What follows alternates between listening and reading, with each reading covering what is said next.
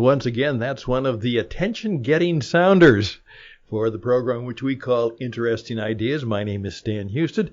Every day we just simply try to take maybe 3 to 4 minutes, maybe 5, maybe 2, to simply share with you an idea that might be helpful. This will be just slightly longer because one of the things I love about podcasting is its point of the moment. I just got this message this morning, and as a result of that, I can share it with you right away. Colleague that I've never met, but of course we've met through the internet. His name is Dave Cale, and he does some wonderful work in terms of what he calls building biblical businesses. Again, his name is Dave Cale, and it's K-H-L-E, and I would ask you to check him out. Here's what he did, and the interesting idea is simply this: if you let it. Here we go, and I'm just going to share his story. I still remember the worst sales call I ever made. More than just remember it, I react to the memory. I get a queasy feeling in my stomach every time I think about it. It wasn't just a bad sales call, it was a humiliating, embarrassing event. I don't think I'll ever forget it. That's the point. There is something about adversity that has the power to linger forever in our memories, shaping our character and molding our behavior for the rest of our life. That is so true. Well, here's more good truth. Adversity can take countless forms. It can be a gut-wrenching incident, like my worst sales call, or more poignantly, something like an auto accident or the loss of a loved one. I've had them all. Or it can be a period of financial distress. Yes, I've had that too, a couple of times.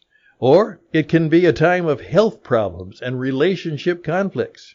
Yes, you guessed it. I've lived through both of those situations as well.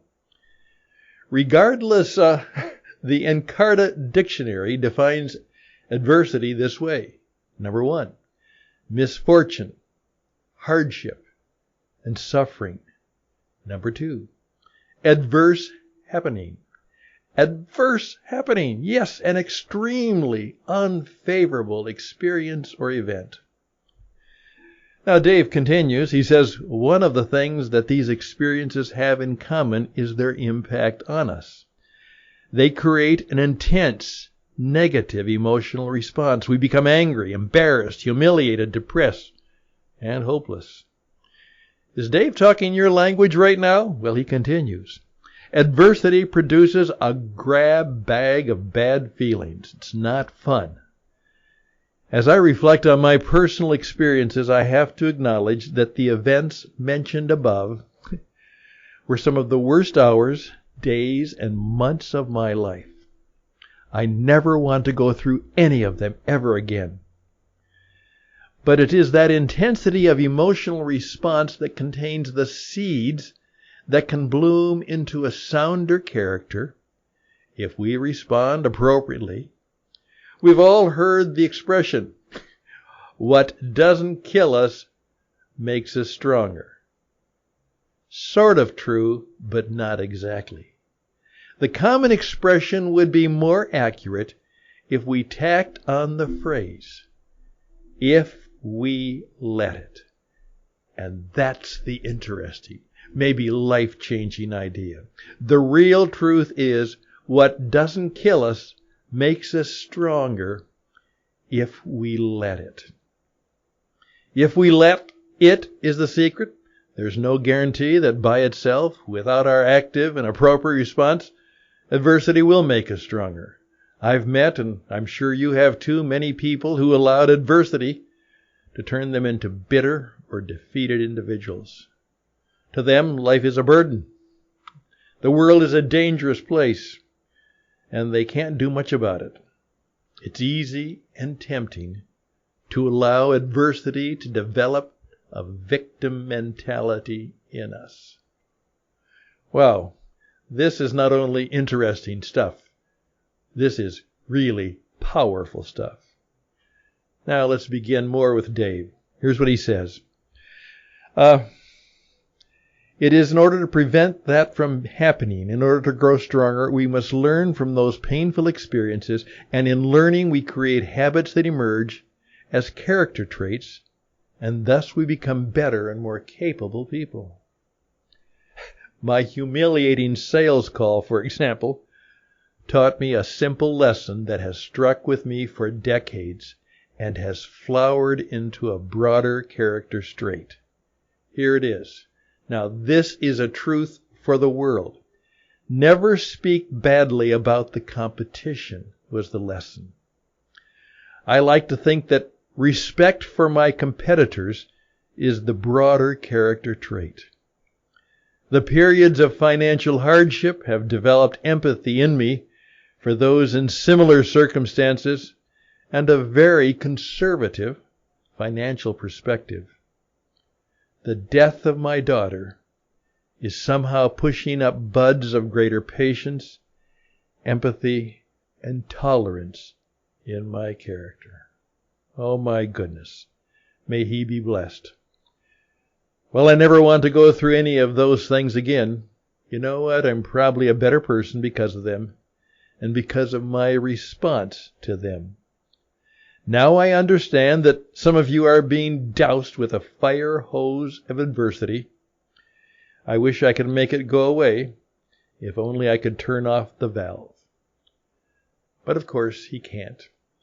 But he's left us a wonderful word. And by the way, check his things out, because if you want, he'll give you some suggestions on how to, if you let it. If you let it. What a powerful and interesting idea. Thank you to Dave Cale for a lesson for the day, and perhaps a lesson for all eternity. If you let it.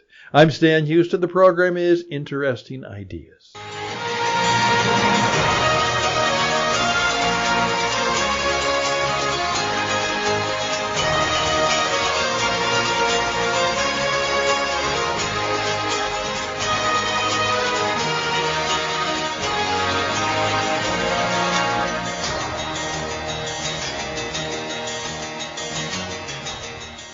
Yes, there we go. Just a little longer today, and it's about 7 minutes. But it's 7 minutes that were very worthwhile for you to take. Again, reach out to me if you want to do just what I and Dave do. We do point-of-the-moment podcasting. You can share your wisdom, your insight, your truth, some of your courage and conviction. In this day and age, we don't need more celebrities tell us what to do. We don't need more politicians preaching at us. We need men and women of wisdom, insight, and truth who are guided by the Spirit force to put their truth out there in the marketplace and let it do its work. And so I challenge you to do that. Would you reach out to me? What It Takes Radio, stan@witradio.net. stan@witradio.net. Check out our, stage. It is witradio.net, witradio.net. I have an interesting idea for you. It's time for you, here in 22, for you and your business and your organization and the work and world you live in, to put you on the radio. Best and blessings. Bye for now.